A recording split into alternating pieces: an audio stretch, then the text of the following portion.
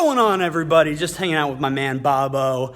Want to make a video for you all about something I am crazily passionate about, and that is failure. I love failure. The title of this video is Failure is a Choice.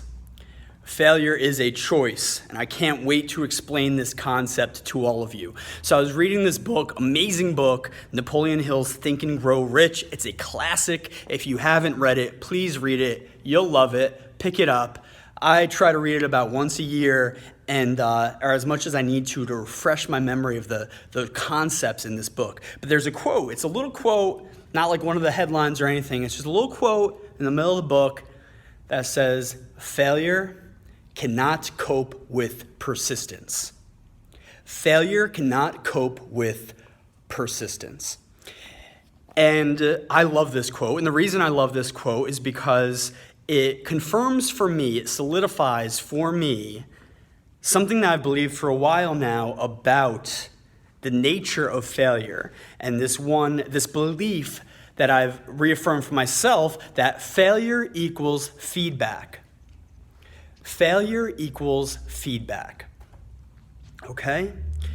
Now, what do I mean by that? What I mean by that is that failure, what we often call failure, is just feedback. It's just feedback from the world around us. Okay? It's results. Okay, what we often call failure is just results. And from that results, we garner feedback. And what we do after that determines everything. What we do after that feedback determines everything.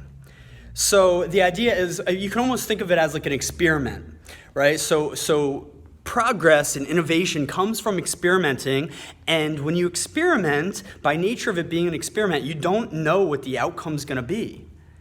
So you just have to try something, right? You have a hypothesis. You have an idea of what's gonna happen or what you're thinking is gonna happen based on some fundamentals and some core understandings and pre-existing literature in the field, right? But you don't know. So you have a hypothesis, and sometimes the hypothesis doesn't work out, right? Sometimes something totally different happens. Sometimes you get a result that was totally unexpected or wasn't what you were hoping for. Well, the thing is that still contributes to the field. Those experiments still contribute, and they inform future experiments. Right, so now we know that because this thing didn't work out, in this study, now we're going to make some iterations and we're going to try it again. And now we think we're going to get this outcome because of the information that we now have. Are people getting this? I hope you're getting this, because it's about experimentation. Right, so the outcomes of the experiment are not a failure. They're just outcomes. They're just feedback. And from that feedback, you can make more educated decisions and do more informed, intelligent experiments in the future to be even more certain and likely that the outcome that you are positing is going to happen. Now, let me bring this back down to real life, okay? The idea is that you try something and something happens, right? You put in something and you get something out. Okay, it's input, output. We get results. From those results, either what we wanted to happen happened, great, right, or it didn't. And from there, we have to then assess the results and think, okay, what went right, what went wrong? We take that information, we take that feedback, and we use that to adjust our plan, and we execute it again. Okay, so we make a change, an informed change, and then we execute it again. That is the process. That is the success formula right there. You try something, you get the feedback, you iterate your plan based on that feedback, and you try it again. Now, by nature of this, failure doesn't exist. Failure only exists when you stop trying, because everything else is feedback. So you just have to try again, and not just try the same thing again and again, because we know that's insanity, right? But make changes to your plan and try it again. This works for anything you want to accomplish. You try something, You find out what the feedback was, you make some changes, and you try it again, and eventually you will break through, because here comes the quote, that failure cannot cope with persistence. Failure cannot cope with persistence. So if you're persistent enough, meaning you keep trying, you keep iterating, and you go at it again, then failure will get weaker and weaker, and eventually you will break through and you will experience what you want. That could be on the first try, if you're lucky. That could be on the second or third try. That could be on the 956th try. But failure cannot cope with persistence. Failure is feedback. Failure only happens when you stop trying, when you give up. When you wanted something and you tried something and that thing didn't happen and you say, that's just not for me. All right, so you choose a totally different path. Then you try something there, didn't work out, that's not for me. You try something, right?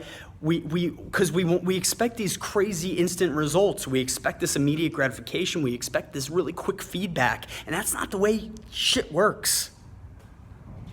Okay?